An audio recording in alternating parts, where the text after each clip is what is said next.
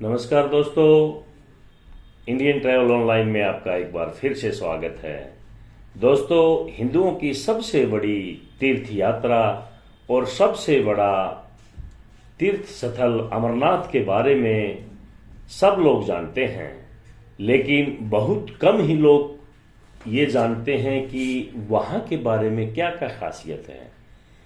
आज हम आप लोगों को अमरनाथ से जुड़ी प्राचीन, पौराणिक और रहस्यमय जानकारी देंगे।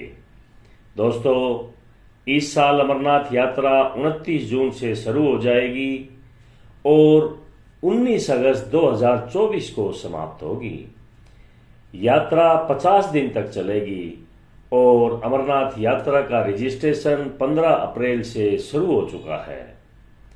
दोस्तों, हिंदू तीर्थ अमरनाथ की गुफा कश्मीर यानी कि श्रीनगर से तकरीबन 145 किलोमीटर की दूरी पर हिमालय पर्वत श्रेणियों में स्थित है।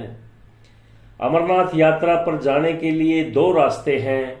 एक पहलगाम होकर जाता है, दूसरा सोनमर्ग यानी कि बालटाल से होकर जाता है। यात्रा हिंदू माह अनुसार आषाढ़ पूर्णिमा से शुरू हो जाती है और श्रवण पूर्णिमा तक चलती है। यात्रा के आखिरी दिन छड़ी मुबारक रस्म अदा की जाती है और इसी के साथ अमरनाथ यात्रा समाप्त हो जाती है। अमरनाथ गुफा के शिवलिंग को अमरेश्वर कहते हैं। पौराणिक कथाओं के अनुसार इस गुफा को सबसे पहले भृगु ऋषि ने खोजा था।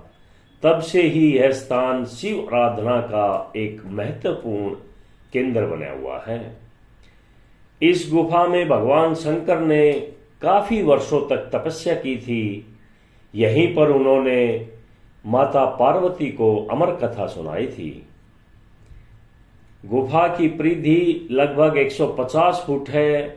इससे ऊपर से सेंटर में बर्फ की पानी की बूंदें टपकती हैं। टपकते हिम बूंदों से लगभग 10 फुट लंबा शिवलिंग बनता है। हालांकि बूंदें तो और भी गुफाओं में टपकती हैं, लेकिन ये चमत्कार इसी गुफा के अंदर होता है। बर्फ की बूंदों से बनने वाला यह हिमलिंग चंद्रकलाओं के साथ घटता और बढ़ता है। 15 दिन तक ये चलता है और चंद्रमा के घटने के साथ ही घटना शुरू होकर आखिरी में ये समाप्त हो जाता है। अमरनाथ की यात्रा करने के प्रमाण महाभारत और बौद्ध काल से ही मिलते हैं। ईसा पूर्व लिखी गई कलहन की राज तरंगी तरंगदित्य में इसका उल्लेख भी किया गया है। अंग्रेज लेखक लॉरेंस अपनी पुस्तक वैली ऑफ कश्मीर में लिखते हैं कि पहले मटन के कश्मीरी ब्राह्मण अमरनाथ के तीर्थयात्रियों की यात्रा करवाते थे। बाद में बटकुट में मलिकों ने यह जिम्मेवारी अपने पास ले ली। दोस्तों, विदेशी आक्रमणकारी के कारण 14वीं शताब्दी के बीच में लगभग 300 वर्ष की अवधि के लिए अमरनाथ यात्रा बंद कर दी गई थी। कश्मीर के शासकों में से एक जैनुलबुद्दीन, जो कि 1420 ईस्वी ने अमरनाथ गुफा की यात्रा की थी।